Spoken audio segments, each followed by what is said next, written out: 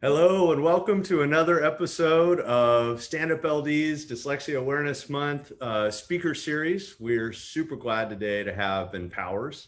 Ben Powers is an old friend of mine. We actually go way back. We've known each other for about 13 years.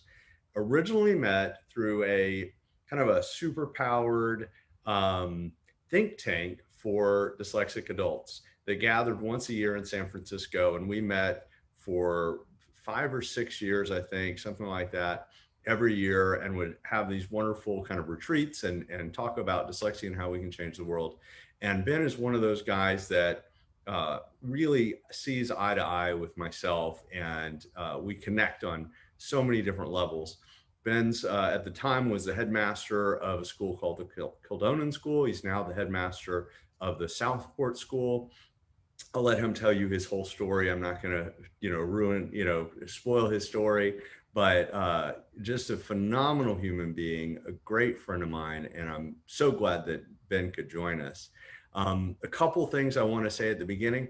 We're still doing the Puzzle Pal project. So if you haven't had a chance to pick up your Puzzle Pal, it's tagged at the top of our Facebook page. So you can click on the link or watch out for emails from us and go ahead and pick up the Puzzle Pal kit so your kid can get a puzzle in the mail and participate in that project. It'll be a lot of fun, and we plan to send those out in early November. And next week is Tracy Johnson. And then, yep, next week we have Tracy Johnson coming. Tracy is an awesome leader in this space. She'll be our speaker for next Monday, same time, same place, right here on Facebook, 7 o'clock. And we're super excited to have Tracy join us next week. So anyway, without further ado, Ben, I'd love to hear from you. Give us your story. We'd love to hear it.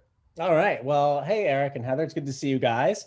And it's crazy to think that it's been 13 years. But when you said that, Eric, one thing that it made me realize is that when we went out there all those years ago to kind of get together and share stories, and I think you alluded to the fact that you and I made a great connection and really enjoyed kind of hearing about the work that we're doing and the way that we're able to share different parts of the journey for kids and adults. But what I realized is 13 years is a long time, and there's a lot that's changed in the last 13 years. And we've got a long way to go, but there's so much that's better, right? We don't have to fly out to Berkeley to kind of get together with some other adults at this point in our lives. We've got a much bigger community, which is awesome. So I think, I think as somebody who now works with kids, and I see the progression these kids make, that this whole change is super empowering, and it just gives me a lot of hope. So it's a really great thing, because I think, one of the things that Eric, you and I talked a lot about, and Heather, you and I have talked about this too, back, way back in the 80s, things were not the same. Things pretty much, were pretty awful. Although they were better than probably the 50s and the 60s, because at least where I was in New York, they didn't hit us anymore. Like, they didn't slap us with the rulers. But, when we think about what learning was like in school back then, the first place I usually go visit when I go visit a public school is the resource room. And you know what? That's a place that hasn't changed very much. It's usually got, 4 walls. They're usually cinder block. There are very rarely windows in there. Maybe in Texas, you guys have the AC cooking in there. We don't, up in my neck of the woods. And I think, that's a really distinct memory I have of being, in school. And I think it was second grade. And I'll never forget it, being in class and having this stranger come up to the door and, point me out, and having the teacher say, go with this person, who I had no idea who this person was. And, now that I look back, my public elementary school was pretty small. It was not a huge place. And, but it seemed really big at the time, right? Because, it was pretty little. And I just remember going to this room where, there were a handful of other kids who I'd never met before. I don't think I ever saw those kids again after that time. And, as I tell people today, it's a place where they have you go to work on all the things that you're not good at and that you don't like about school. And for me at that point in where I was with school, it was all about reading. I had a real hard time, with some developmental milestones, like my name is Ben. And, basically 8 years of age, I was having trouble, with some of my letters. And I had really bad fine motor skills. So, they'd give us these assignments and I'd have to get, like a sentence on the, or, a sentence on a piece of paper. I couldn't do it, and I had trouble with spelling. I had trouble with, decoding, word attack. I'm trying to think of the things they listed on my paper, word attack, all different kinds of things that made that experience feel very isolating, where, you're in, and it's funny, I have 4 kids, I have 4 kids. All of them are in school today. And I thought my youngest daughter, Zoe, who's a kindergartner, I think about, her going in all by herself, especially this year with COVID, like, she didn't get to really meet anybody. And you just go in, and as a kid, you just go into school and you're traversing, you're following the lines. And then all of a sudden, when you get plucked out of that line and you're kind of all alone. And what was really challenging, for me at least, was that there was this sense of accountability that was layered onto me for, what happened during the time when I was in that resource room, what happened in the class during that time, right? So I go to resource room, work on these things, like no idea what I'm doing. Then you go back to class, and then they would be like, you missed that, or you have to make this up, or you missed the assignment. And of course, it was pretty typical with me, because I have I have ADHD, combined type ADHD, which means I'm both, I have ADHD, I'm impulsive, and I'm also, I also am just, I get distracted. So I'm a lot of fun at dinner parties. I think that, Eric and Heather. But at the end of the day, when you're somebody who has ADHD, there are a lot of things around, like planning and organizing, about being, about inhibiting, whether there are comments or thoughts in your head, all those things. So when you have issues that are academic in nature, and with reading, especially, accessing, what the material is can be a challenge. And then when you layer in all these other things, you missed the assignment, or you missed the instruction, they gave you the makeup, you forgot where you put it. And, a lot of times I'd even do the work, I would forget where I put it, right? What ends up happening is, you start to really paint a different picture of who you think you might be as a learner. And for me, that really happened in middle school. And I'll tell you why. I'll never forget going into 6th grade. Middle school is different, of course, and we had this math class, and part of this math class, and interestingly, I had tested into the higher level math class. So they'd given us some kind of assessment, and, I did well on that. Well, I get into this math class, and it didn't take long, I would say by maybe November, where I would have this sinking feeling in my stomach anytime we'd have an assessment come around, anytime we'd have a test. And part of that was because we had to memorize all these formulas, and we had to, I'll never forget, we had this little sheet of paper called the little old red schoolhouse. And there were all these things we were supposed to know by the end of the year, like 30 days, half September, April, June, and November, all these things they have you memorize. Well, guess what? I couldn't do them, I'd try, I'd look at them, I'd come home, and, I'd go in and I would get these things wrong. And, there was a point at which, and I actually never talked to my parents about this, but there was a point at which I would come home, and my dad, who's actually he's really good at math. He would help me, and he would help me study, and I would think I'd have it. I think I'd have it all lined up, and I'd go in, and, that's not what would end up being reflected when the test got graded. And I found a lot of that in school, not, going in and, I remember, especially in middle school, completing tests or assignments, and you'd have to hand them in before the end of the class. And I would just wait till the very last possible moment to hand that in. And not because I was afraid about the grade I was going to get, but because I was afraid about the reaction I was going to get from the teacher when they looked at my paper and they saw what I got wrong, and I was sitting right there. I knew I couldn't stomach that. So I would do whatever I could to avoid those kinds of situations. And actually, what ended up happening to me by the time I was in high school, math continued to rear its head for me. And again, theoretically, like I could get math concepts, like, I understood conceptually the math, but I couldn't memorize the formulas, or, I would get like geometry, like these logic proofs. It was like Greek. I mean, I just couldn't, no matter how hard I tried, I couldn't do it. I loved physics. Physics was like my favorite class in high school. I loved it. I was like a C minor student because the math was a real struggle for me. I couldn't memorize the formulas. I can still tell you that an object falls at 9.8 meters per second squared. I had that in my arsenal. But, once you saw these complicated formulas, and they wouldn't give you the formulas, right? You had to memorize the formulas to be able to do the work. Which we know as adults is ridiculous, right? We know that's absolutely ridiculous because we understand as adults that we need to know how how concepts are developed, or how what supports some of the things that computers or whatever can do for us today. But I guess the big challenge in a lot of school systems is that it's not about whether you understand how to apply the formula. It's whether you can show up with the formula in your brain.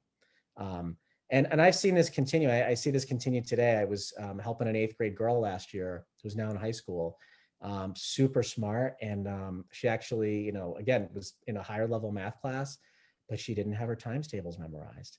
And they were pulling her out of her math class, her pre-algebra math class, to make her memorize the times tables. Now I'm gonna tell you something.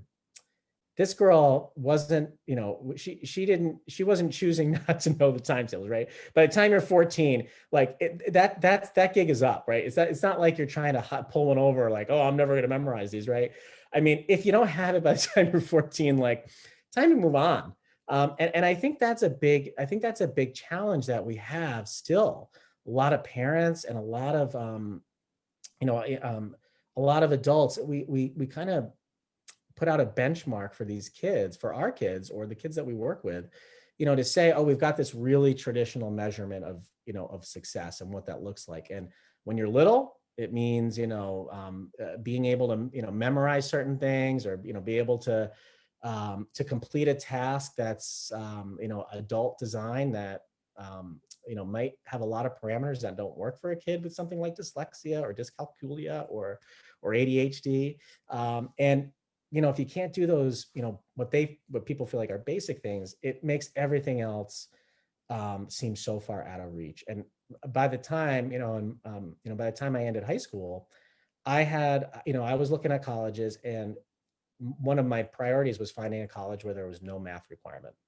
So that was actually something I looked for. I went to LaSalle University, which they may today have a math requirement, I don't know. But when I went there was no math requirement. And the only science class you had to take was one that no science majors could take. I took consumer chemistry. They actually also didn't have like a long essay requirement. They had like a 1-page statement you had to make.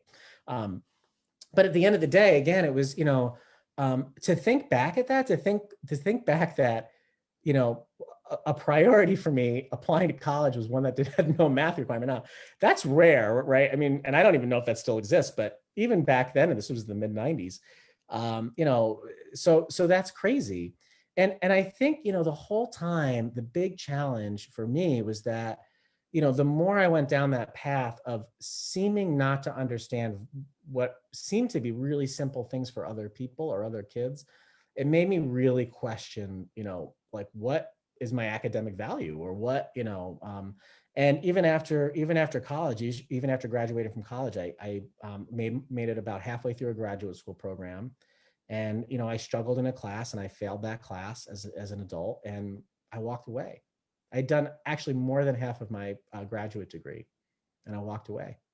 And, it was just one of those situations where, again, it's, when you fail at something like that, and you feel like it's not worth trying again, what's the alternative? You either sit there and suffer, right? And, or you walk away, or you change the narrative, you change the conversation.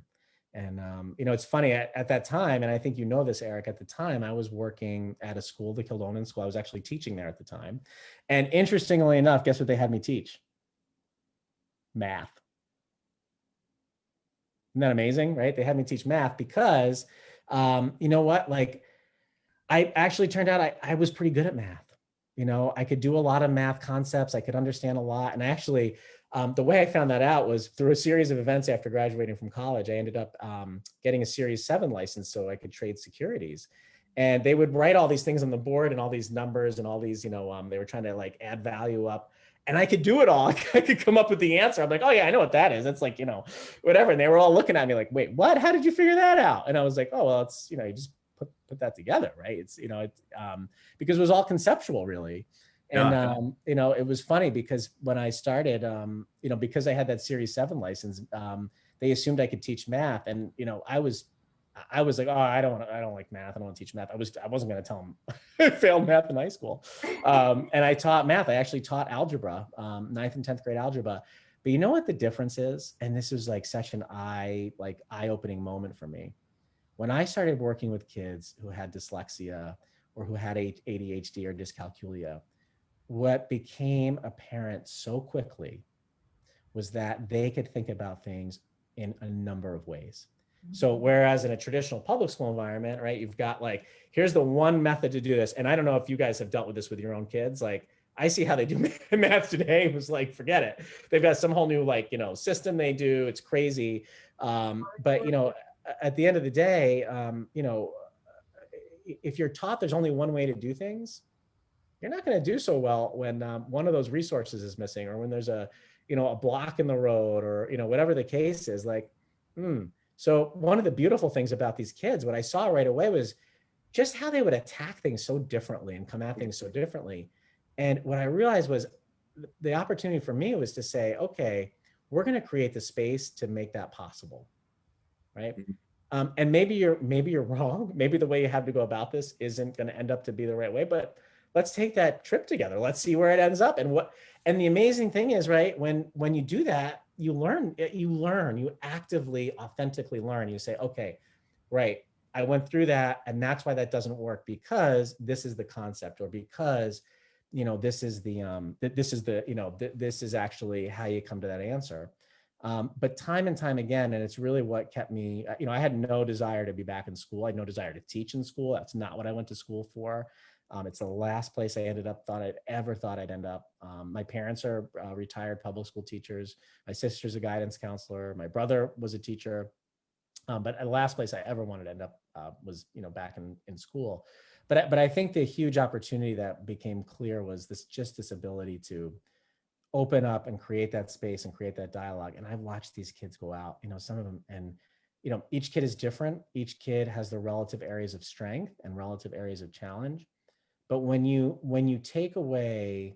remove those kind of silly barriers of like, there's only one way, or there's only one approach, or there's only one, one answer. When you take those kind of limitations away, you get to see the beauty of how kids' minds work, and especially our kids. I mean, and it's a huge privilege that today I run this beautiful school, the Southport School, and actually the background you see behind me, it's the harbor. We're actually right near the harbor in beautiful Southport, Connecticut. It's like just a gorgeous place, and we've got 115 amazing kids who they all come with a different story. They all have different experience. But the one kind of commonality is that they've all faced some level of failure, or feeling less than, or they've had some of the joy stripped out of them about school. And I think about even my kids when they were so excited to go to school, preschool or even kindergarten. Kids are natural learners; they want to go to school. And so when you've got 115 kids coming to you who are amazing kids who didn't want to go to school before, you really have to wonder like what's going on. And it's just a beautiful thing to see these kids come through and get to work with them and get to share and get to be open and get to. There's this one young man who is doing so well now, but sitting down with him and talking about, even if our struggles were different, even if they're completely different, at least the commonality to be able to say, I recognize as an adult that number one, we don't have all the right answers, right? Number two, we're going to make mistakes. Number three, I made mistakes. Number four, I struggled in school. And number five, you know what? It's going to be okay in the end. These are little moments in time. And, if we keep our eye on the long-term prize and we keep, in our hearts that, what's the right way to support our kids, whether they're our students or our own children, it's the opportunities are really limitless. And it's one of the beautiful things I get to see every day. Yeah. So Ben, I wanted to ask you, you just described that, really painful early childhood experience, and it resonated with me. But then you decided to go back and get your PhD. So, tell me a little bit about how those two stories connect, what that meant to you. So this is really funny. What I was really good at was people. I've always been really good with people, and and part of that's just learning to navigate, and for a variety of issues, that's something I really needed as a kid. And when I quit my job in finance, I did not like it. Sitting at a desk was not the thing for me. It's probably not a surprise.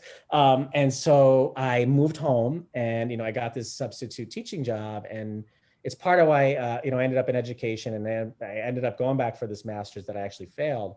And then I would say about 5 years later, they asked me to consider becoming the headmaster of Kildonan. And I was 30 years old, basically. I think I was about 30. And my first daughter, Skylar, had just been born.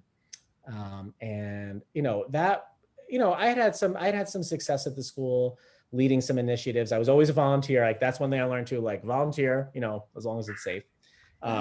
Or if it's not too much of a risk, volunteer. And so I always volunteered, I always, whatever. And, I got opportunities to do bigger positions. So anyway, long story short, I had run the summer program at Kildonan, and then they asked me to be the head of school, which honestly was a little, I was like, all right. And I was naive enough and young enough to not know any better. And I was like, yeah, sure, of course. And what I realized, Eric, and you'll appreciate this, is by October, I realized that the job had a lot more to do with running a business than it did with curriculum or all the things that I had finally kind of become comfortable with. And I was like, boy, I have to figure this out. And, it's a not-for-profit, so there's not a lot of resources, but our auditors had come in.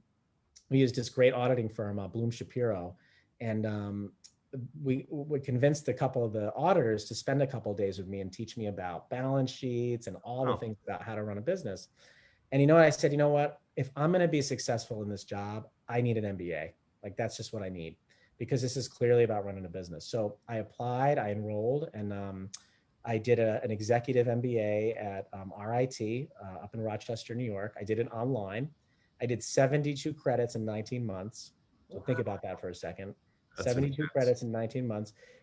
I don't sleep, I don't sleep a lot. So it was one of the benefits. I could stay up late, raise the kids, help raise the kids, and then, go to school at night and be online. But here was the beauty.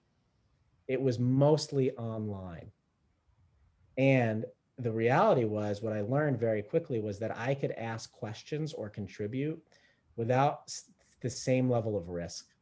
Because, if you're in a classroom with other people around you, you literally, you have to deal with that moment. Like, if you ask what turns out to be, there's a silly question, or like you miss something obvious. Like, that was my biggest fear, that I missed something obvious, or like I wasn't getting it, everybody else was getting it. I didn't want to ask, I just didn't want to ask. So I would, and so, but when you're in the online space, and this was back circa like 2009 or whatever. So, it wasn't like we had, the technology wasn't the same. So, it wasn't like even like this, they really couldn't see me or anything. So, it was like chat boxes and dialogues or whatever. And I asked a lot of questions. Yep. And what? I graduated with a 4.0. Oh, great. Every single class. I went to office hours. I asked for help. I asked for support. And what I realized was, the professors were like, this is awesome, because this guy's actually interested in this stuff. And literally, and at the end, it was super stressful for me, because, I had never experienced that kind of academic success before. And I was like, in the last 2 or 3 classes, I was like, I really hope I get an A. But when I, because I was like, I gotta make this accomplishment.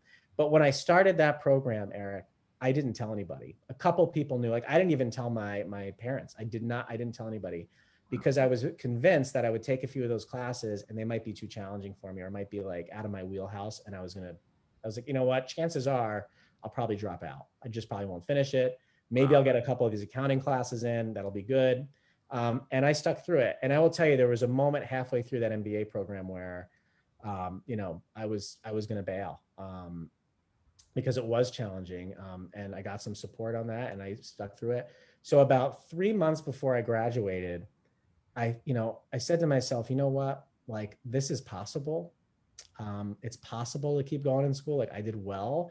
I now have figured kind of out a recipe for success. And I started applying for doctoral programs. And sure enough, that's where I ended up. And I actually, my dissertation, my study was on the self-efficacy perceptions of kids with dyslexia.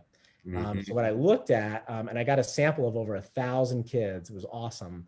I looked at their self-efficacy perceptions in key areas related to, how they felt about areas related to employment. So things like, and a lot of it was all geared towards entrepreneurship. So I looked at, different aspects of entrepreneurship and, how these kids with dyslexia felt about themselves, and then I did a comparison to kids, without a learning or attention issue. So, it ended up really being a very enriching. A lot of people say you get burned out on your dissertation. I actually loved it because I learned a lot about, social psychology and about how kids develop and how they frame their, their self-esteem and their self-efficacy perceptions. And again, it's nice when school ends up being something that you feel really positively impacts your life, either in the immediate or in the long term.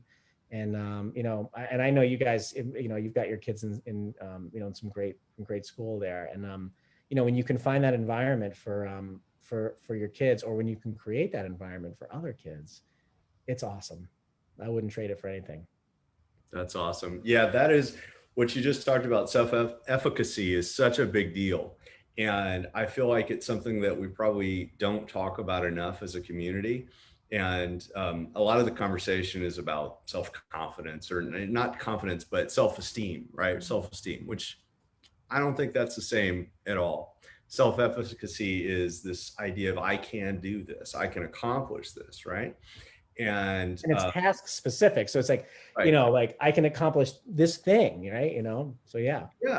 Yeah. And I feel like when I started working in the real world, for a career, or even before then, before when I decided what career I would go into, I've limited myself so much to my own detriment. I really wish I had have opened up the horizons and said, gosh, this is an option for me, or this is an option for me. And I didn't do that. I said, oh, well, I can't read well. So, I better pick a job that doesn't require any reading at all. Mm-hmm. And, where would I do that? Oh, I could be a studio artist and make art. Right.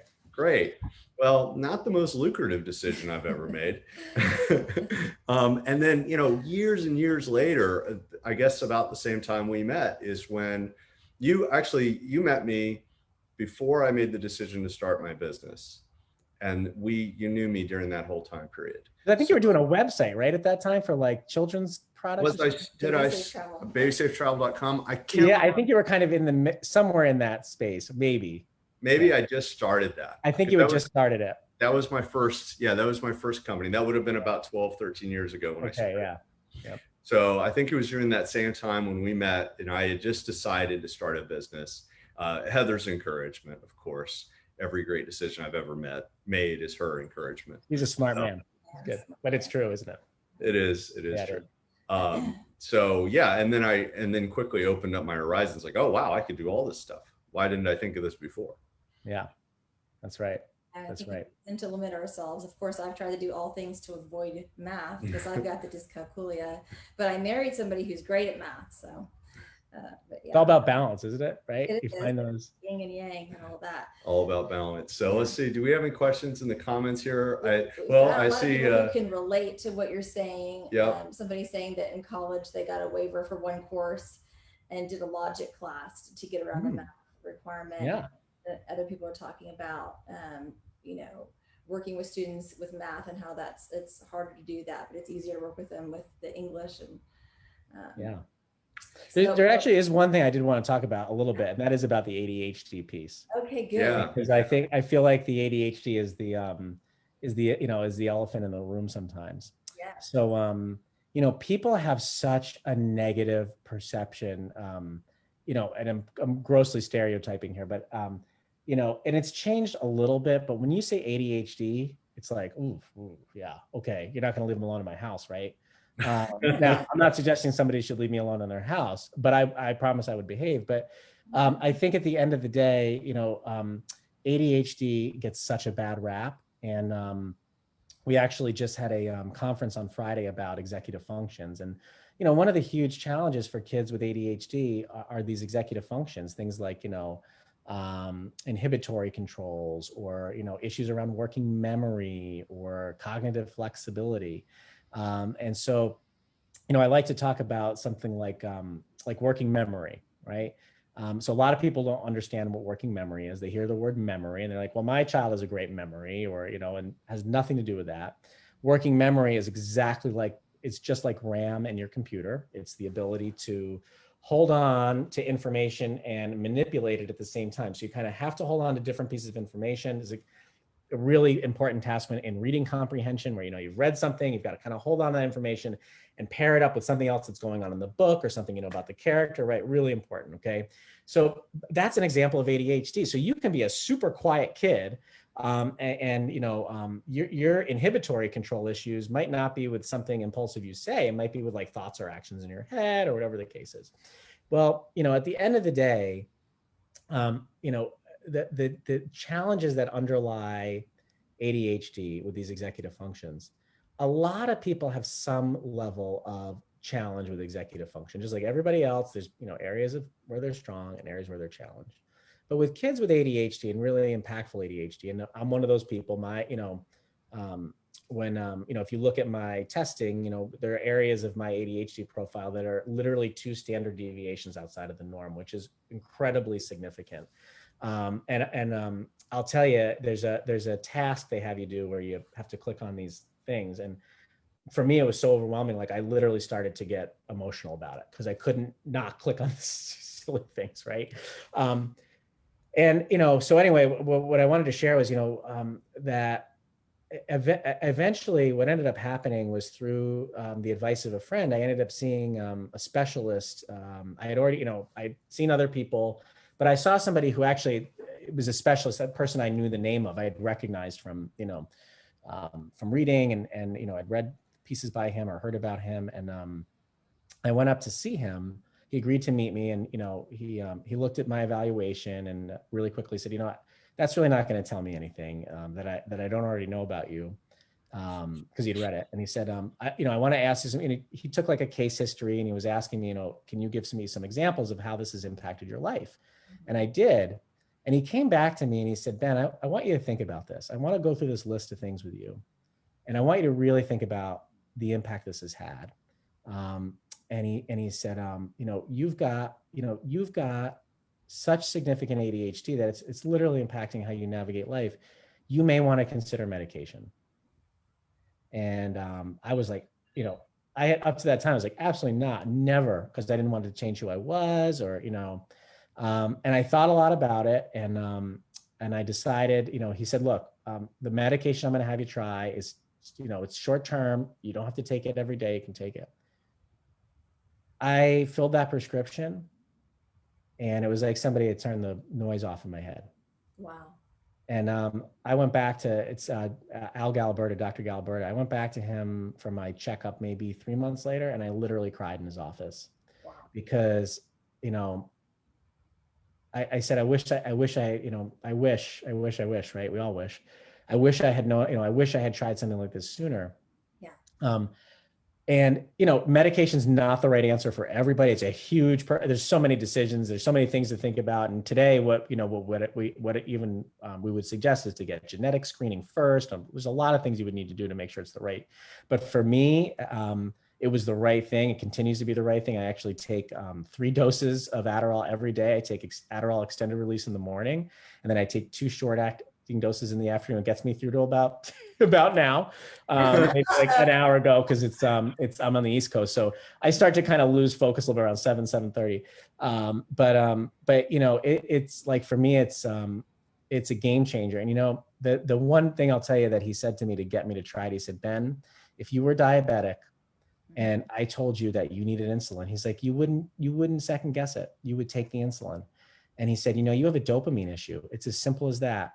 And the more your body craves dopamine, your body doesn't release it the right way. Like, you know, your brain doesn't release it the right way. And, you know, you need to do more stimulating activities or risk, you know, you need to do all these things to get the same level of dopamine out of your system that, you know, a typical person does. He's like, and that's really what it comes down to.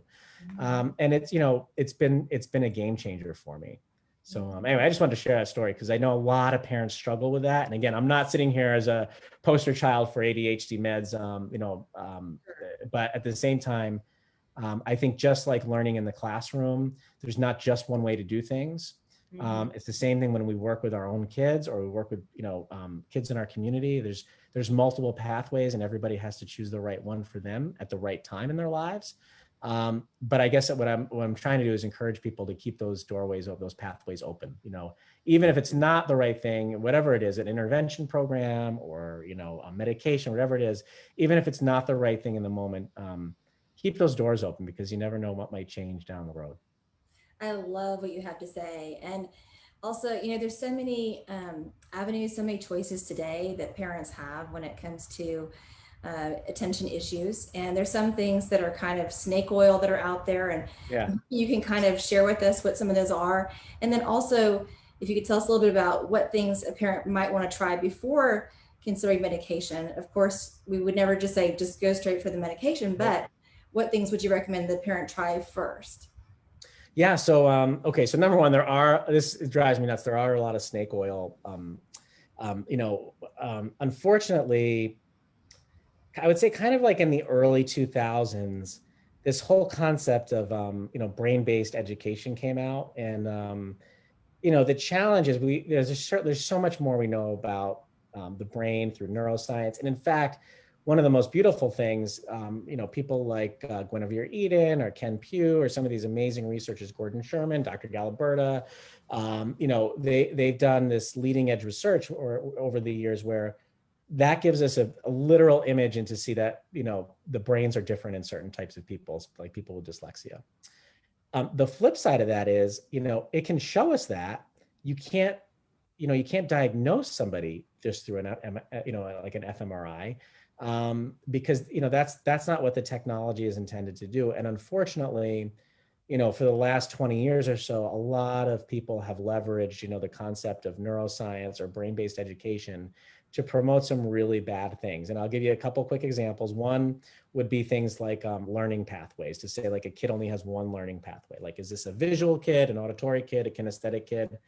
No, that's bad science. Kids aren't just one thing. Adults just aren't one thing. Another thing that came up that we see a lot is all about vision therapy for dyslexia. This really upsets me. Right. I went through it. Yeah. Right? Yeah. Good Not way. Everything looks better through rose-colored lenses, right, Eric? Yeah, we tried on rose-colored lenses. Yeah. Yep. And hypnotism. Oh, that's a new one. I haven't heard of the hypnotism.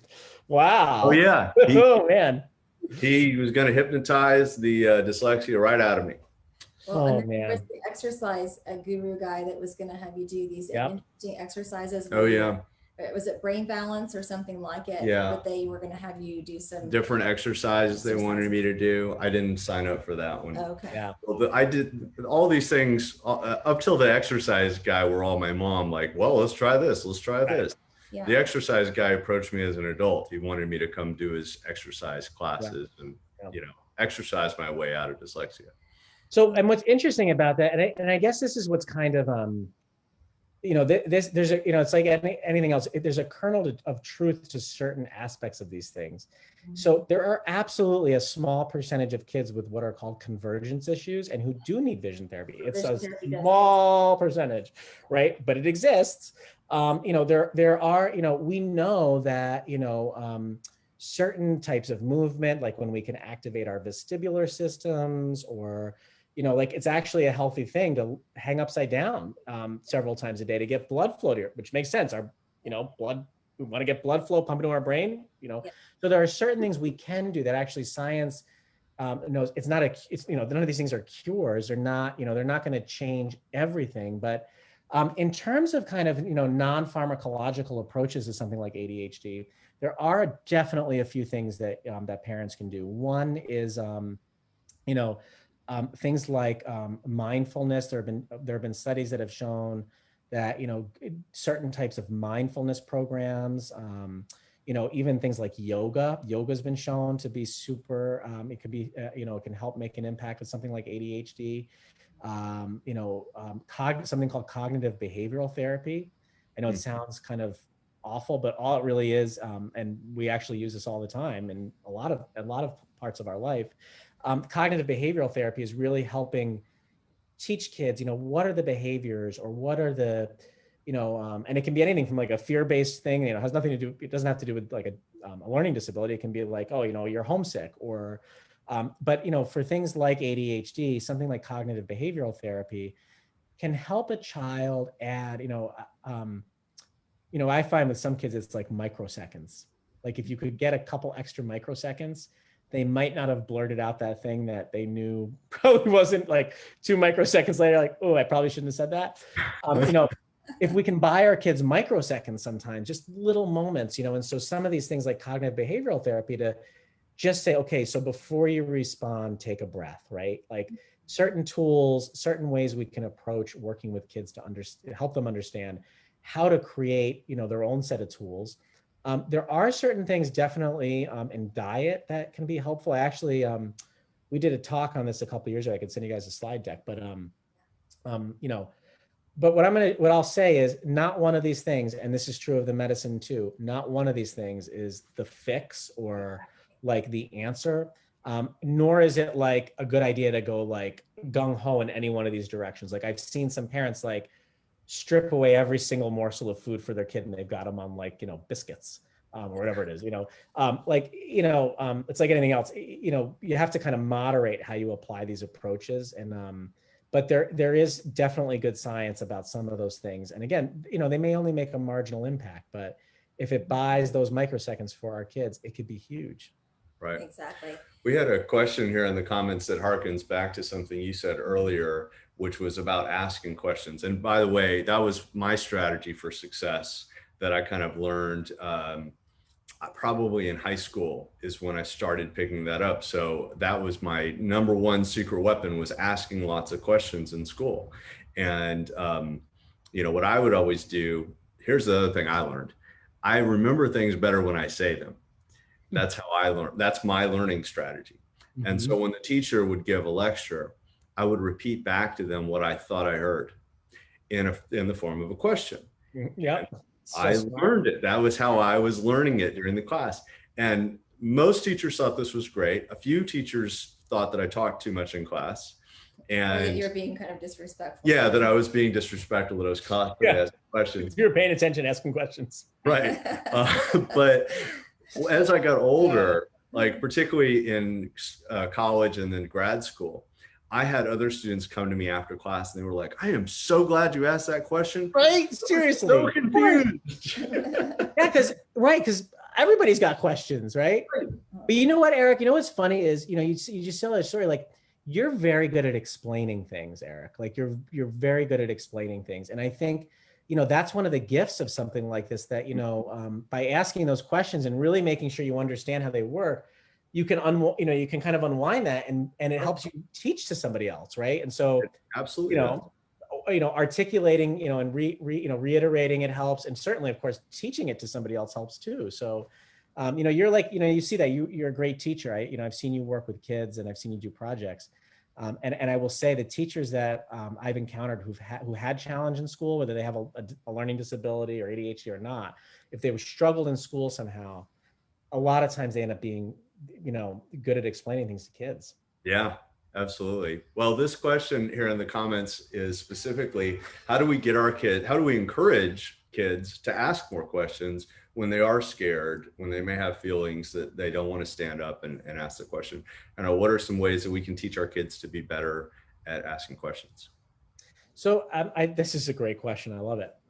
I think there are a few things. I think number one, and I think this is true for all of us, I think we have to do a better job as adults finding ways to open up that space for kids. And I, depending on the circumstance and the environment, there may be more flexibility. I think one of the challenges in school is that content is the driver.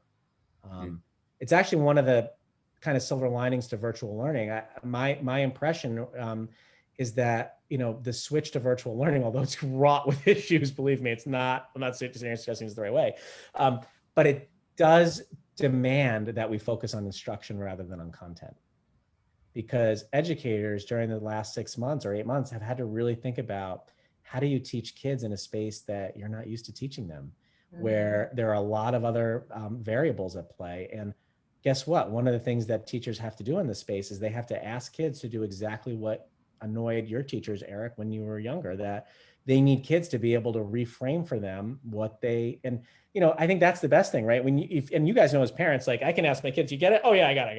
Okay. Oh, no, yeah. Tell me what I just said, right? Right, right. So I think we can all do a better job of, saying, it's okay that, it's more important that the kids get this than I get to the end of the chapter today. And I know that's not always easy, and that's not a fair burden. Teachers have a lot on their plates. I'm not sitting here suggesting they don't, but I do think, opening up that opportunity for dialogue. I think another thing is, there are strategies we can teach kids. And I think, Eric, your example there of how you reframed, I think there are ways to teach kids how to ask questions that don't make a teacher feel like, they're being questioned. Because I will say, I do think on some level, there's a bit of ego at play. And I think, again, we're all guilty of this. I'm not trying to, but I remember that too as a teacher. Like my scariest thing was getting observed. Like I never wanted to come and observe me. But actually the sad thing was I actually wanted to know how to do a better job with the kids. Yeah. And so again, like, if you've got kids asking questions and it's kind of clear that they didn't understand the material you just taught them, that's kind of back on you, the teacher. And so, I think finding ways, finding approaches, and again, which kind of, aligns with other good strategies we would do with kids with learning and attention issues is, providing them with kind of prompts or, like, that was interesting. What's another example of that? Or, like, again, where actually you're showing, having kids show interest, again, using all kind of good social things like, making eye contact and again, finding strategies for them to be able to ask those questions in a way where, they're not going to feel like they might be ostracized, and where hopefully the teacher will be more open to that. The other thing I have to say, and I think this is just like an innate fear, and I certainly had it, 99 times, or I'm going to say 99 times, but I would say 95 times out of 100, if you go up to a teacher or a professor and you say, hi, this is who I am, this is where I'm going to crush it in your class. This is actually where I could help you. I actually got that tip from one of our former students, Jake Sussman. Jake. But here are the things I'm going to need to be successful. Whatever that is, like an advanced copy of the syllabus or, scaffolded notes or whatever. Most teachers are like, wow. I mean, how many kids actually do that? How many kids actually go up and talk to the teacher? Right. Now I get it. In elementary, middle, high school, it's a very different ballgame. That's, and there's a lot more going on behind the scenes, and there's a lot going on with the parents having to advocate. I've been in that seat as well as a parent with a child who's classified. So it's not easy, but it's those little inroads that you can find, I think. So also, like, particularly with virtual learning, it's such a new environment. So for a child, let's just throw it out there, a child that's in 5th grade in public school doing virtual learning for the first time, who's struggling to possibly keep up. Any suggestions for how that child can you know, without, I think a lot of it's like kind of feeling a little bit embarrassed to ask the question or admit that they're having a hard time following along or that they didn't grasp the concept you just taught. How is a child like that? What are some strategies or ideas? And you can just think out loud. I mean, it's all a new environment. So Yeah. Well, I mean, I think actually, again, this is another kind of silver lining. You know, one of the biggest obstacles in public schools for our kids is space. And what I mean by that is, you know, if we go back to the earlier part of our conversation, there's not a lot of resource rooms in the building. And relative to the number of kids who need support in a school building, there are not nearly enough people to support them. sure. And so if you're a child in a class of 20 to 25 kids and, you know, it's hard to find that space to kind of break away. Well, one of the nice things about being in the virtual space is, you know, there are opportunities to actually literally pull a kid aside one-on-one without anybody needing to know about it, right? Or, you know, so again, it doesn't, you know, the demands of something like virtual learning on teachers is it's a lot more. I mean, I've seen it firsthand. You know, teachers are working harder than they are. I mean, it's just a reality. So, you know, time is still precious, but the space is there. And the space is there in a way that it was not there in traditional learning environments. So even if it's finding a couple minutes to, you know, harness that space, somehow there, you know, there is definitely an opportunity there for sure. Mm-hmm. Yeah. Very good. I'm just like processing this all. This has been awesome. Yeah, Ben, this has been incredible. I've had a blast, honestly, just catching up a little bit and That's good to hearing you guys. Yeah, yeah. What a great story to share, and you know, to hear your story. I mean, it's the same one that I've heard many times, but uh, it's it's this idea of coming from this place of challenge and hardship, and then now, you know, look at you. You know, you got a PhD. You know, you got an MBA. You're an esteemed headmaster. I know. You know, I'm in the position of knowing lots of headmasters of schools because I've just met a lot over the years, right? And you're known by almost all of those folks, and they all think highly of you. You've run these incredible schools that are very highly esteemed schools. I mean, you are an incredibly accomplished guy, and I just really appreciate you coming on today and sharing your story. It meant a lot to me. Well, thank you. And it means a lot to me. And, you know, you know, both Heather and Eric, you know, I think really highly of you guys. And I think, you know, one of the biggest gifts that we can give the future are platforms like the ones you guys have worked to create and grow in a way that gives people hope. You know, all the things we just talked about tonight, though these things have been hidden for so long. And you know, the opportunity that you give to connect people like this is just extraordinary. It's a real gift. So thank you for doing that. Yeah, thank you so much. Hopefully we can catch up again soon. And Absolutely. Just really can't thank you enough for your time. And this has been awesome. Great. Well, thanks everybody out there in the stand-up LD world. We're so glad you tuned in to listen. Of course, this will be available on our Facebook page, so you can share it with somebody if they didn't make it to tonight's talk. But Ben, we really appreciate you and look forward to chatting with you soon.